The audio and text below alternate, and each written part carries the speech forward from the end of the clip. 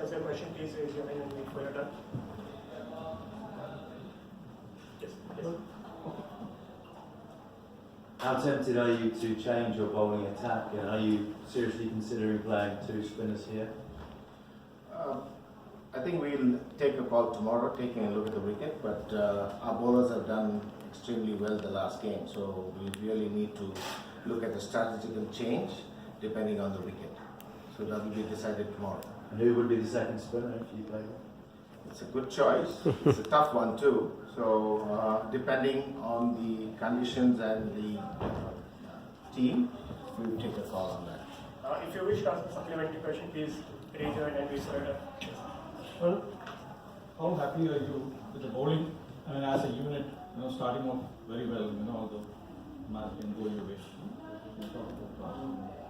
Can't ask for anything better. There is still room for improvement, but I thought the bowlers did a good job.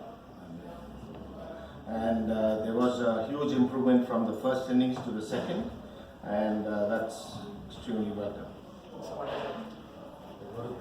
Is Jasprit Bumrah now fully fit? Will he play? And number two is the bowlers have done very well adjusted to the English conditions. What about the batsmen? They look miserable against. Some of them look miserable against the swinging ball. Sorry, I didn't get Two you. questions. You're talking about Jasprit Bumrah, right? One. And number two is the second question. Jasprit Bumrah is bowling fit right now, but I think it's too early to put him into a game-like situation because I think he needs to come off the Band-Aid plaster on his hand. And for the second test, he's out of contention. And second question was that the bowlers have adjusted wonderfully to this, but some of the batsmen looked quite out of sorts against the moving balls. So, I think the batsmen on both the sides found it difficult. If you look at the way the scores have turned up, I think it's only Virat Kohli and Joe Root who have come to contention with the moving ball.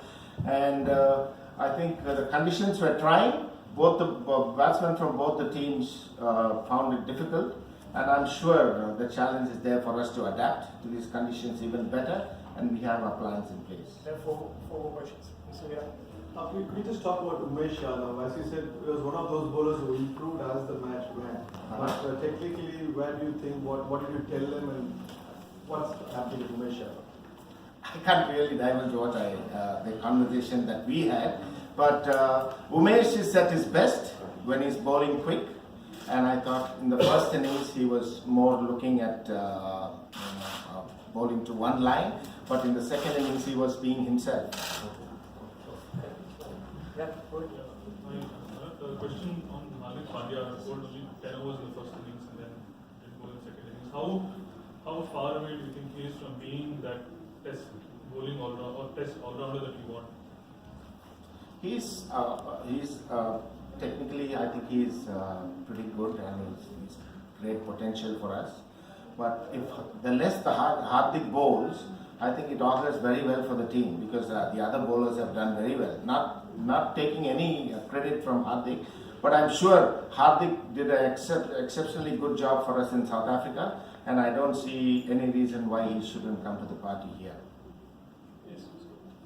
Well, when you most of the questions have been on the Indian bowling so far, but when you take a look at the English bowling and India's strategy against the English bowling, we could see a couple of our batsmen batting outside of the crease, especially in the second innings, Dinesh Karthik, Virat Kohli. And was it a conscious call to negate the swing? And is that something India is looking at, for example, against Anderson and Sam Curran? It is definitely a conscious call. They made the choice here, and they did that in the practice games as well. And they feel they have a lot more options doing that rather than staying back into the crease. Also, you're cutting the amount of swing that the bowler could get by going further up to closer to the ball. And I guess it worked pretty well for both of them. Two more questions. Yeah, last one. You just said that the conditions have been difficult for both batsmen from both sides. So, would you ponder playing an extra batsman sort of to bolster the batting attack? Again, all this, I don't think playing an extra batsman here, I would consider it a very conservative move.